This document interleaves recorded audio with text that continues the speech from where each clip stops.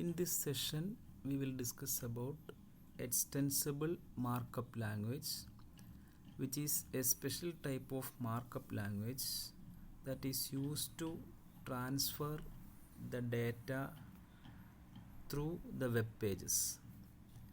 So far, we were discussing about different models like relational data model, where we are using the rows and column concept, where we can store the data in that format and we can utilize the data by accessing the data element from the database table and by moving the data between the database and the application program by using some intermediate database access method.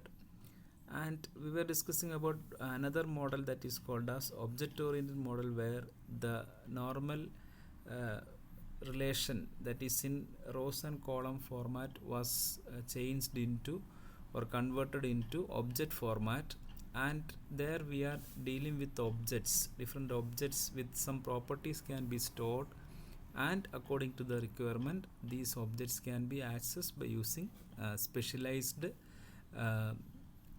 object oriented database languages.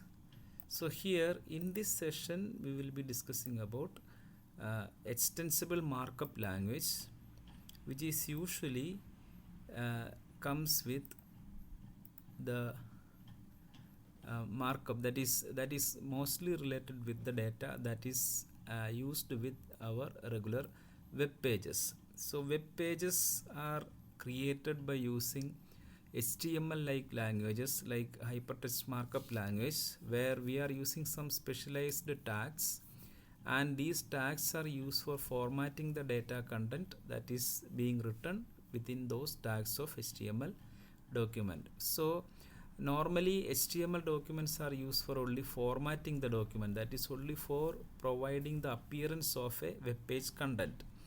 But for dealing with datas related with this HTML web pages are directly not possible. So we are using a special data storage concept, almost similar to database concept, that is called as extensible markup language. So we will see in detail about the usage of XML and how it is associated with database applications. So as we all know, HTML, that is hypertext markup language, is used for formatting and structuring the contents of web pages.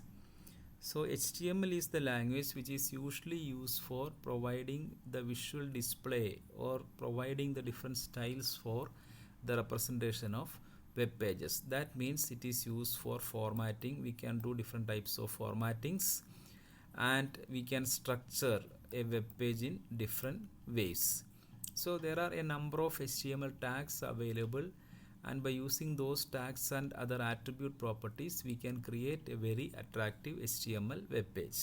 So these are actually called as web documents. All the web pages that are created by using HTML are called as web documents.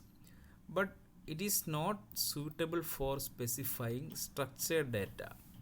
That is, a structured data is the data that is usually extracted from databases. That means structured data, that is a database, usually consists of, as we know, the rows and column concept or table concept. We will be having some data corresponding to each of the attributes. We will be having some set of values which is very strictly represented, and very strictly we can utilize this data that is part of a database. But it is not possible directly to associate this data with the HTML document which are used for creating web pages. So this HTML is not suitable for specifying structured data. So in order to provide that structured concept into this web document creation, we are having a new language which is called as XML, and the extension of XML is extended markup language. Extended markup language, which is also a markup language like HTML, but which is having some special purposes, especially for providing the data for the web pages.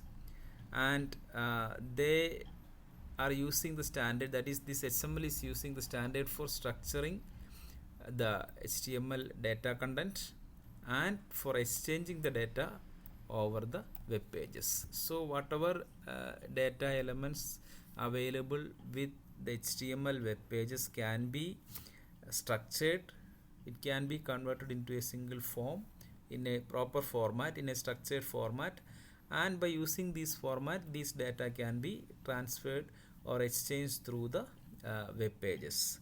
So that is the primary purpose of XML language, for creating that structure by using some syntax. We are using XML document. So XML can be used to provide some more information about the structure and the meaning of data that is present in the web pages, rather than just specifying how web pages will format or display that on the screen. So HTML will focus on formatting and displaying the content on the screen, but in the same time XML is used for providing a structure and meaning for the data that is present within the web page. So the formatting aspects are specified separately, that is for when we are using XML document, the formatting can be done by using some other formatting language like XSL, which can be associated with XML language, which is called as extended style sheet language, for providing formatting or other styles, for adding styles to the XML data which is equivalent to the database. We can use the XSL, which is again another language associated with XML or markup languages, which is a style sheet language called as extended style sheet language. So by using XML along with extended style sheet language or XSL, we can do formatting or display properties to the XML data that is already being created. I hope it is clear.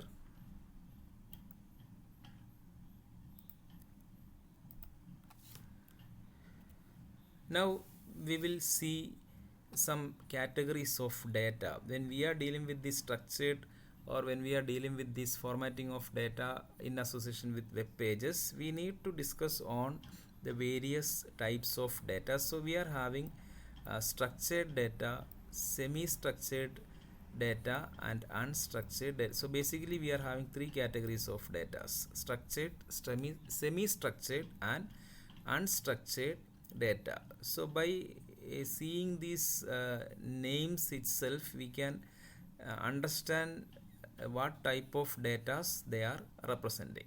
So the basic characterizations are structured data, semi-structured data and unstructured data. So we will see one by one what is the difference between these three. First of all, we will see structured data. So as the name indicates, the data is having a proper structure. So an example can be considered as the information stored in databases. The information that is stored in our normal databases in table format can be considered as a structured data because they are represented in a strict format, a table which will be having a structure with some attributes, and each attribute values will be following some set of rules and regulations which is called as constraints. So this is the representation of database that follows some strict number of formats or constraints. So that is why it is following a proper structure. So you can call it as structured data. So structured data can be any data that is stored in databases in a strict format. So every time this database will be following the same strict format according to the definition of database. So the DBMS checks to ensure that, so we are having some formats which is being strictly added to the database. So the DBMS system will always check to ensure that the data follows the given structures and constraints specified in the database schema. So it is following strict format, and the DBMS system, the corresponding DBMS system will always check whether it is following that structure or the constraints defined for that particular database schema. So structured data are the data represented in a very proper structured format. Now the second category is called as semi-structured data. Semi-structured data means which is having a partial structure, means partially it is structured and partially it is not structured. So it can be called as a semi-structured data. For example, in some applications, data is collected in an ad hoc manner before it is known how it will be stored and managed. So ad hoc manner means in a temporary way. So data will be collected in a separate format before it is actually being stored or that is being used for managing for several other applications. So it is a temporary representation, intermediate representation of a data which is not having a complete structured format. So it can be later converted into a structured format by using some mechanism. So this data may have a certain structure, so it may have a certain structure, but not all the information collected will have the same structure. So there will be some structure, some portions will be structured, but not 100% it is following the identical structure. So this type of data is usually called as semi-structured data. So partially structured and partially non-structured data can be called as a semi-structured data. So in this particular type of data, the database schema information is mixed with data values, since each data object can have different attributes that are not known in advance. So this semi-structured data will be following the database schema information, which will be mixed with different types of data values in different situations. So it may be following some structure but not completely. So some values may be somewhat different, some values are following the proper structured format. So it will be having some value.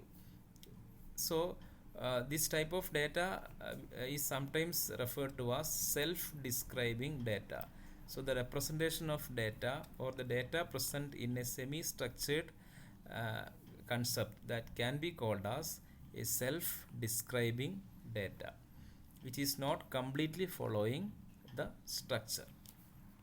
So the semi-structured data can be given some examples like the representation of an HTML code, the representation of an HTML code, or the representation of an XML code. The code will be looking like it is following some structure for providing all these tags, but not always it is having a proper format of representing data. So different tags will be having different data in different orders, but it is having some structure also. So HTML follows that format. Similarly, XML also follows that particular format. So it can be called as, so the document that is created by using HTML or XML can be considered as a semi-structured data. Now the third category is called as unstructured data. Unstructured data means which is not at all having some structure. So they are limited, they are having very limited indication of what type of data it is holding. We cannot even understand what is the type of the data present in this particular category of data. We cannot identify. We can easily understand what type of data it is holding. So we can call a typical example for unstructured data can be considered as a text document that contains some information embedded within it. So a large text document that is written as a large number of sentences, which may be having some intermediate values, some number values, some structure string values, some other type of values that may be present in between. That means a large text document will be containing some other informations that are embedded within that text document. For example, the web pages in HTML, the page. So we are not semi-structured data means the HTML code, that is the code used for creating a web page. But Here unstructured data means a web page content. When you open a web page, you will be seeing some text content or image contents.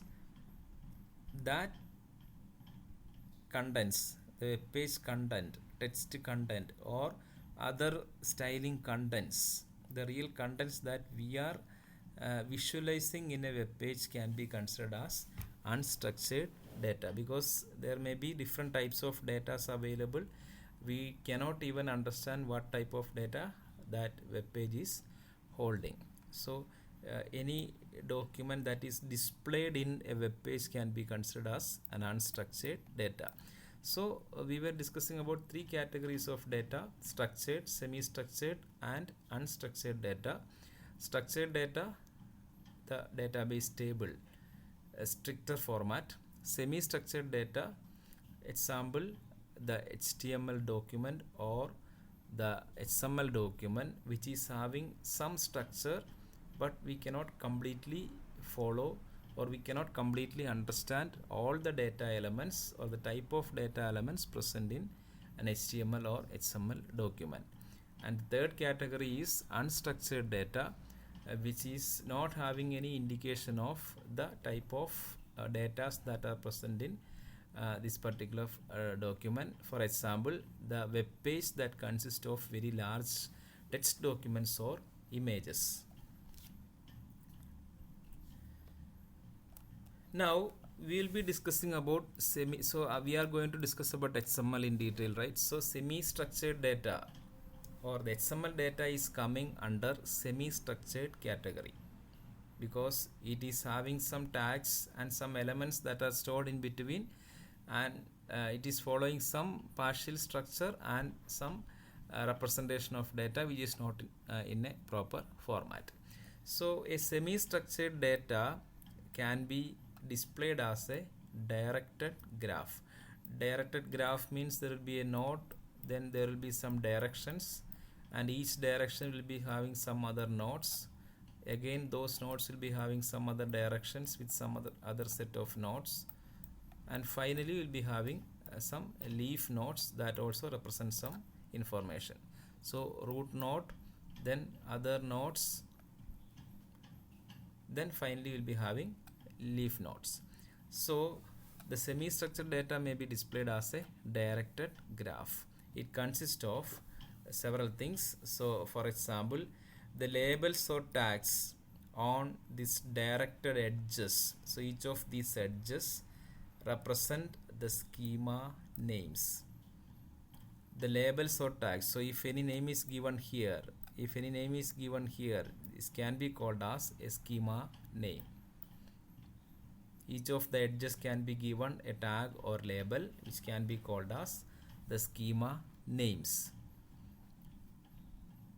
The names of attributes, or it can also consist of the name of attributes, and it can also have the name of attributes, the type of objects or type of entity or classes, and various relationships. So the label or tags that are present in the directed edges can represent various schema names like attributes, object types, and relationships. So we will see one example graph in the next slide. Then the internal nodes represent individual objects or composite objects. Individual nodes can be represented as an individual object or a composite object, that is, composite attribute, which is further divided into a number of other nodes. An internal node. Then finally, the leaf node, the end node, can be the actual representation of data values or the simple atomic attribute values. So a semi-structured data can be represented in a directed graph with a number of nodes with directed edges, and the labels or tags on these directed edges represent various schema names like attribute names, object and the relationships of that particular database schema. And the internal nodes represent different individual objects or different composite attributes. And finally, the leaf nodes represent the actual data values of the actual data values of each of these attributes that are already represented in the directed edges. So we will see one example. This is the representation of a semi-structured data in a directed graph format. So here we can see on root we can see a company projects, which is the schema object or class, which is having a two directed edges, which is labeled with project. So we can call these are the project, which are the schema or objects for these different directed edges. Then we can see so this edge, this represented, that is the internal node represent the projects, different projects. So company projects is root. Then we can see two different projects there. Then here it is again divided into a number of directed edges, which is a set of attributes like name, number, location, worker, etc. So among these edges, name is having a single value, so you can see the leaf node with the final value. So the name with final value product X, the number with final value 1, the location with the final value below, and worker you can see, which is again divided into further number of, that is again distributed, which is of composite type. That means worker is again having different further attributes like SSN, last name, and the number of hours he is spending with that particular project. So SSN is again having a value, that is the leaf node. Smith is the name, and that is the last name. And finally we are having the total number of hours for the worker corresponding to this particular project. So a company will be having lot of projects. This is one project. One project will be having a name, the number, the location, and worker. Each worker will be having his SSR number, then last name, and the number of hours he spends for that particular project. Then we can see one more worker. So one category of worker here, you can see one more worker along with the same project. He is again having his SSN, then first name, and the total number of hours he is spending with that particular project. So some category of worker, another category of worker with their details along with the other attributes like the total number of hours and last name of each of these workers. So again for the second project also we can follow the same thing. It is not completely shown in this particular diagram. So a semi-structured data which is having a partial structure can be represented as a directed graph. Now XML hierarchical tree model, hierarchical or tree data model. So we will simply see a complex XML element which is called as projects. So we are having an XML element called as projects, and how it can be represented in XML format. So we are actually going to look into the representation of XML by using the XML syntax and various notations. So the semi-structured data which was actually represented in a directed graph format can be converted into an XML tree data model, which is followed by the XML document. So this is a tree data model which is corresponding to the XML database. So we will see the syntax by using this particular example. So for an XML document, so normally for creating an XML we need to open an editor where we can directly type the XML document and we can save that as .xml document. So if the name is a.xml can be given as the name for that particular editor. So in that editor we will be writing some example like this, one representation of an XML document. So let us see what are the contents of this particular XML document.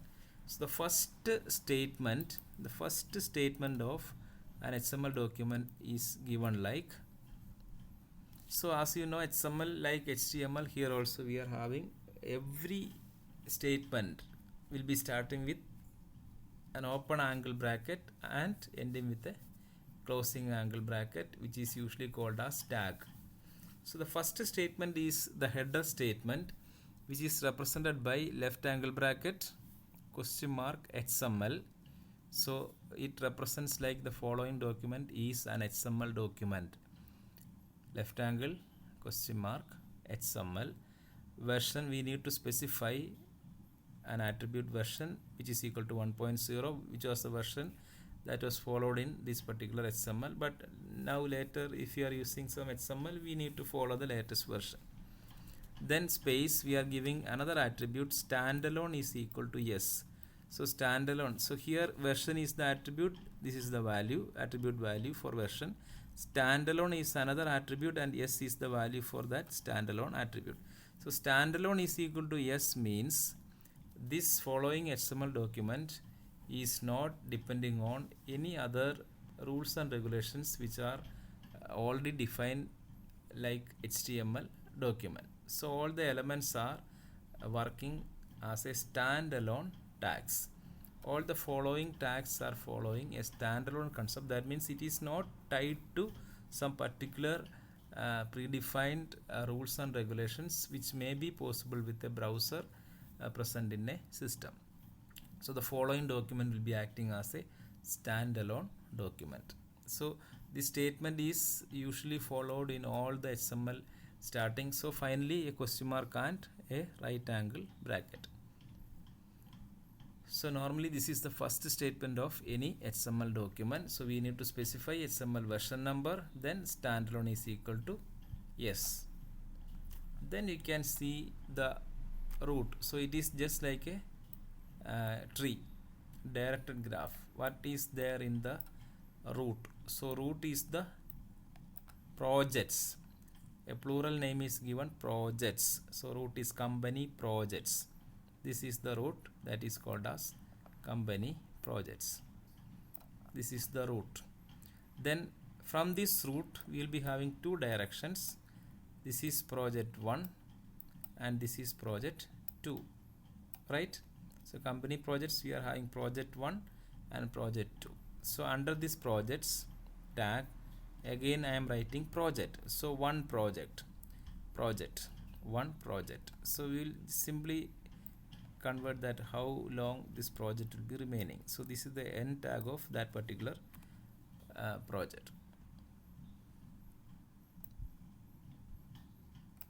So again the second project is being started and that will be ending here. Okay, so root will be completed. So under projects we are having project, one project, we are having a second project. Then we are having the description of first project. First project is having further attributes, name, product X, name end, attribute name end. So these are actually called as tags, XML tags. In XML we can use any name that is entered by the user. But the only thing is, if the starting tag name is project, it must be entered with the same name, with a slash at the end.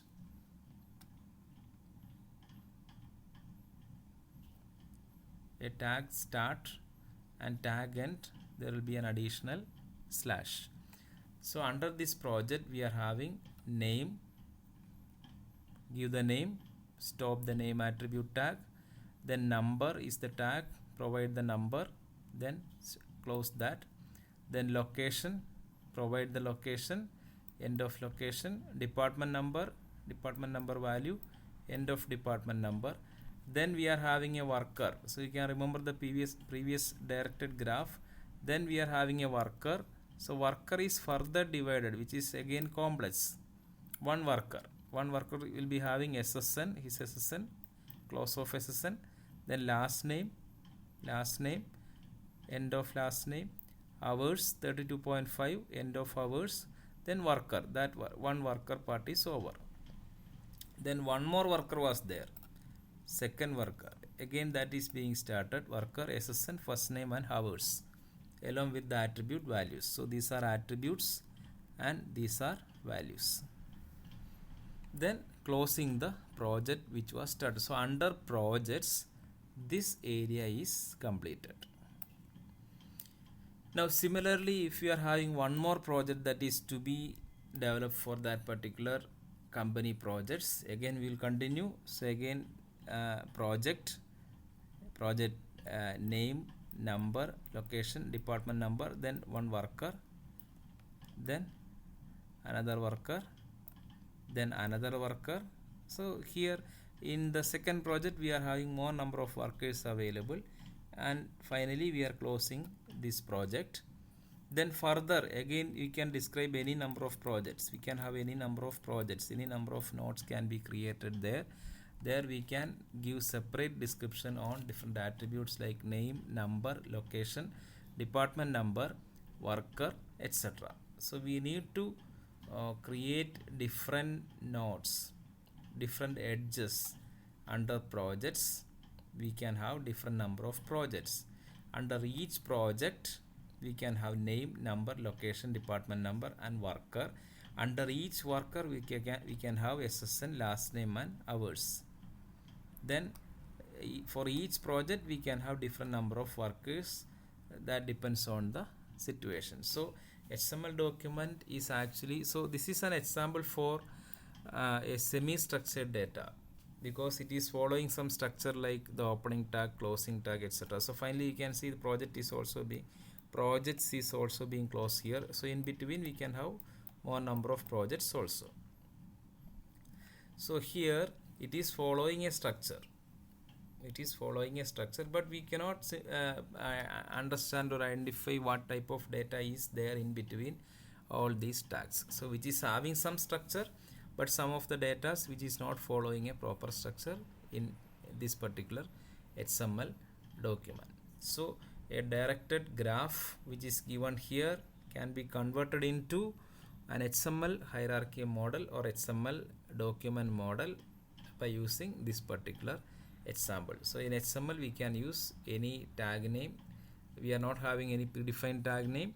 We can use any name, but only thing is if we are opening a tag, the same name must be used for closing that particular tag. Okay, so once again we'll discuss what are the different contents of this XML document. So the basic object in XML is the XML document. So the basic object in any of the XML is the XML document. So this is the XML document that is being created. So this is the base element for any XML. So there are two main structuring concepts that are used to construct an XML document. They are elements and attributes. So in the example we can see different elements and the different attributes. Different elements and different attributes. So each element can be a further division of, or whether that element can be further divided, or it can be having a direct value also. So attributes in XML provide additional information that describes elements. So attributes in XML usually provides the different informations that further describes the elements present in that particular attribute tag. So the basic elements or the basic structuring elements of an XML document are elements and attributes. Now as in HTML, the elements in the XML document are identified by starting with a start tag and ending with an end tag. So every tag must be having, so the XML, every element must be a tag, and for each tag there will be a start tag and an end tag, and the tag names are enclosed between this left angle and right angle bracket, and the end tags are enclosed with left angle slash and right angle bracket. So if you know HTML, this will be very clear. Now complex elements are constructed from other elements hierarchically, whereas simple elements contains only data values. You can see worker is a complex element which is further divided into some other number of elements. But simple elements, for example, name, which contains the direct data values. So an HTML tag can have complex elements as well as simple elements. Complex element, example worker, which is further divided into other elements. Simple elements, example is name, which is having the value of name. Now it is straightforward to see the correspondence between the XML textual representation and the tree structure. So we can clearly see that the tree structure representation by using directed graph is almost directly correspondence to the XML textual representation or XML document format. In the tree representation, internal nodes represent complex elements, whereas leaf node represents simple elements.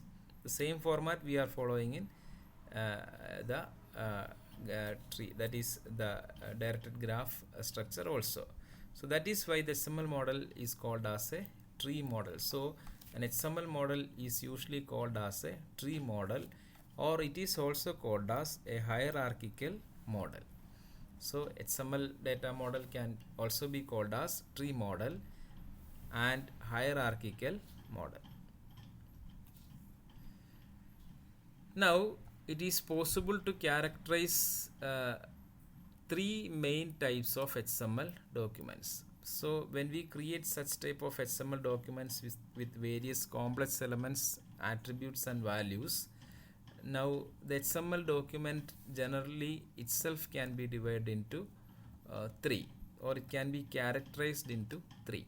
First category is called as Datacentric XML Documents. Datacentric XML Documents, as the name indicates, these documents have many small data items that follow a specific structure. So it is mostly focusing on more number of datas. So it may be extracted from a structured database. So a structured database table, normal data values, all the values can be directly converted into an XML document format. Or from a database, we can extract an XML document. If you want to utilize a database table in a web document, we can convert this table into an XML format directly by taking the value and generating different attributes, and this XML can be given into the web page for the representation of data or transferring of data. So they are formatted as XML documents in order to exchange them or display them over the web by using HTML documents. So first category of XML document is Data-centric XML documents. Now the second category of XML document is called as Document-centric XML documents.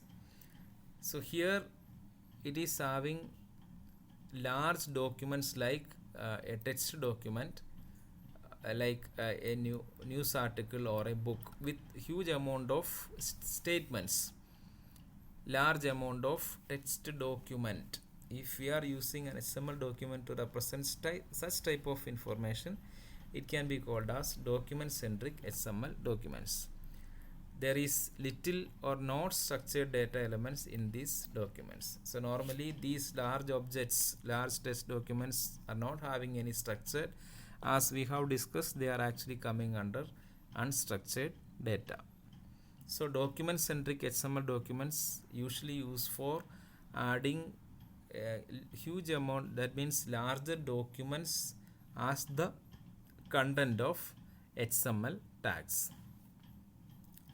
Now the third category is hybrid XML documents, which consist of parts of structured data as well as some other parts with some unstructured data. So it is the combination of both structured and unstructured data in the XML document, hybrid XML documents. So three types of XML documents based on the characterizations. First one is data-centric, second one is document-centric, and the third one is hybrid XML documents. So these are the basics of XML documents. So we have seen the different aspects of the usages of XML document. what is actually XML, how it is being differentiated with HTML, what is the purpose of XML document. Then we have seen different types of data like structured, semi-structured and unstructured data. Then we have seen the basic XML document, that is in directed graph model, and converting that graph model into a tree model, and that is being represented by using XML syntaxes that follows different elements and attributes with starting tag, end tag, then adding attributes, the final data values, then ending the tag, and how we can take the node, root node, other nodes, internal nodes, leaf nodes, etc. How that can be represented by using the basic XML tag. And also we have seen the different types of XML documents based on the characteristics of those documents, like data-centric XML documents, document-centric and hybrid XML documents. So that is all about the introduction to the XML and how it is associated with DBMS. And in the next session we will be discussing about the different formations, how we can write XML documents, or what are the different categories of or different ways of writing XML documents in detail. So that's it for now. Thank you.